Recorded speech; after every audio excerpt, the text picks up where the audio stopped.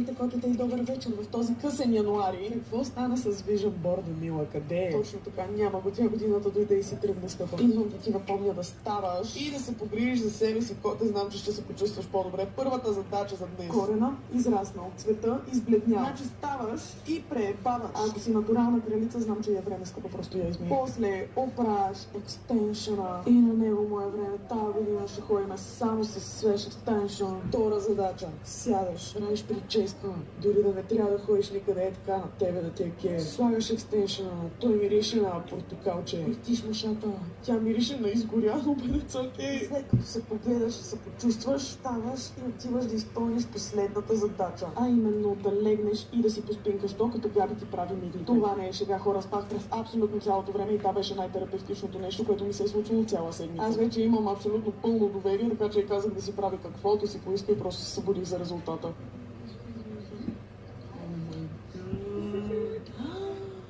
Човек.